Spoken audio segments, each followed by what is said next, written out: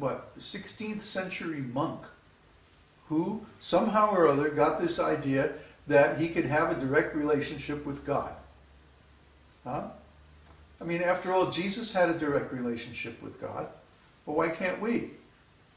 Anyone who is simple, meaning they're not political or they're not speculating, and they read the story of Jesus, and Jesus says, everything that I'm doing, you will also do. And Jesus, you can see, he has a personal, direct relationship with God. Well, then I can do it too. So he was not discouraged by false intellect and all overly complicated arguments. He was just a simple man, worked in the kitchen in the monastery, and he said, okay, yeah, I'll have a personal relationship with God too, and I'll start talking to him. I'll assume God is present and treat him as a person and talk everything over with him and always think of him and be aware of him within myself. And by doing this over time, over many years, he became just like a devotee. I mean, he became really advanced, really beautiful state of consciousness. He was experiencing bhavas, transcendental emotions, and he described these in his letters to his friends. That's all we have. He didn't become a saint. He wasn't, what do they call that when the Catholic Church canonized as a saint or anything like that.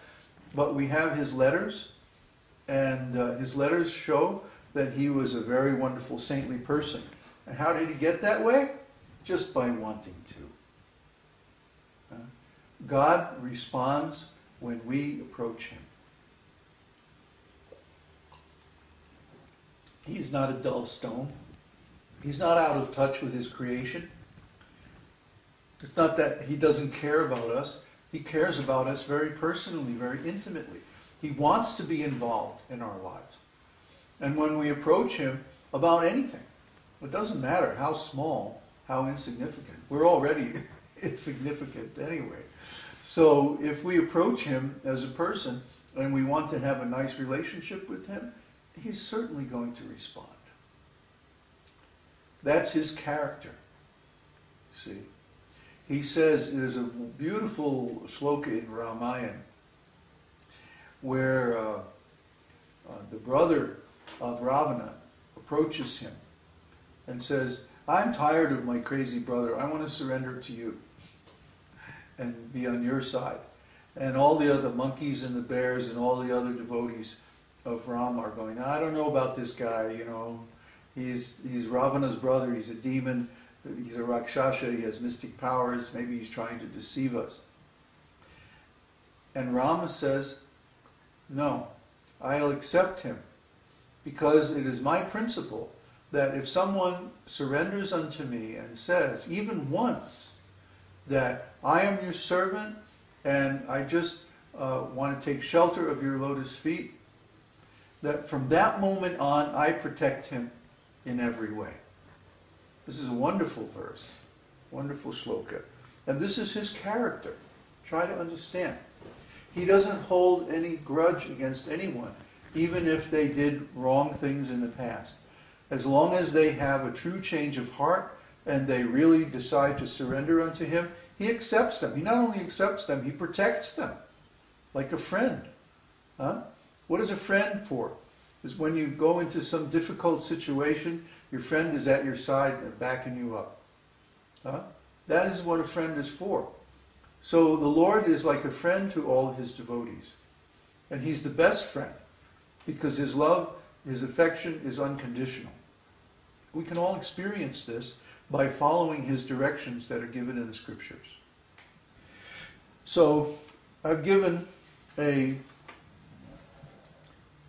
beginning explanation of these 4 verses, but you should go to the site and go to causelessmercy.esotericteaching.org and look up these 4 verses, Śrīmad-Bhāgavatam 2, 9, 33 through 36. Read the verses, read the purports, look up your misunderstood words, our standard study methods, and go deeply into these 4 verses because they contain the essence of the philosophy of Śrīmad-Bhāgavatam. The essence of our Vaishnava philosophy. This is the beginning of the esoteric teaching. The Lord spoke this teaching to Brahmā, and ever since then it has been coming down by disciplic succession, and now we are currently holding this teaching and passing it on to the next generation. And that's how this works. That's how the esoteric teaching works. So if you want to become part of this system, this lineage, this parampara of the esoteric teaching, you have to know these 4 verses very, very well. Study them deeply and contemplate them. Because the whole rest of Śrīmad-Bhāgavatam is basically just explaining these 4 verses. All the other scriptures, Brahma Samhita, Vedanta Sutra, all these other commentaries are simply explaining these 4 verses. These 4 verses contain the whole philosophy of the esoteric teaching in a nutshell. So we should become very intimately familiar with these verses. And I think we're going to make a course as part of our Bhagavatam, or not Bhakti Shastri, but Bhakti Vaibhava course. So now I'd like to talk a little bit about our courses and about our University of Higher Knowledge.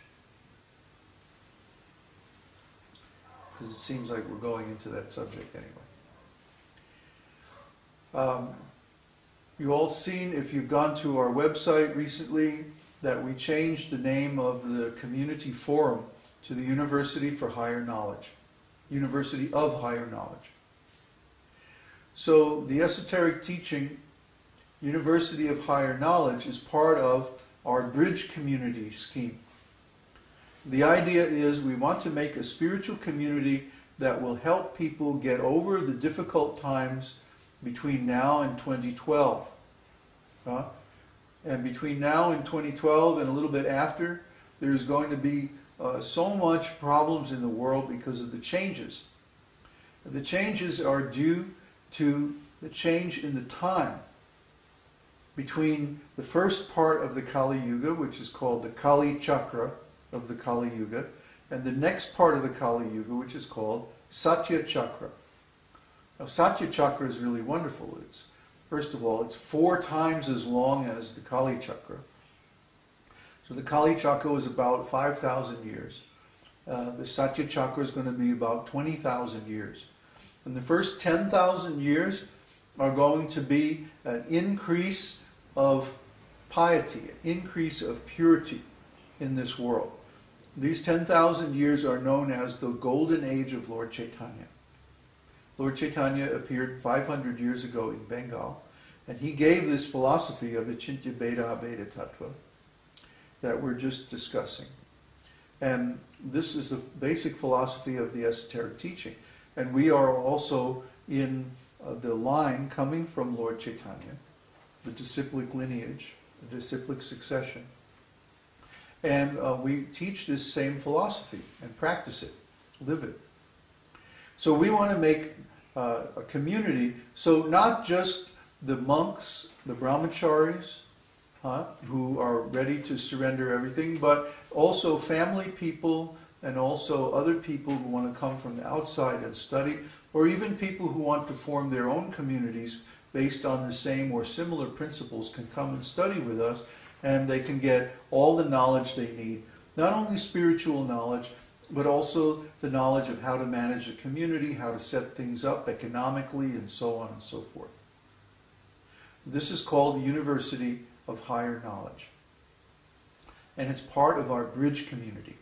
The idea is to make a bridge from the current global, industrial, corporate, consumer society, materialistic society, and to bridge over the difficulties caused by the disintegration of that culture, which is already in process, and get to the other side, where we have a stable, rural, decentralized, sustainable, ecologically proper, organic, spiritually based community that will act as a seed or the basis for civilization in the future. Hare Krishna. Hare Krishna. It didn't eat any breakfast. No, it was the lion. Anyway, so we want to have not only the community but also the university. And the university can start now. I mean, right now all we have is a brahmachari ashram, so only people who are ready for that kind of renounced lifestyle can join. But anybody can join the university program and they can study.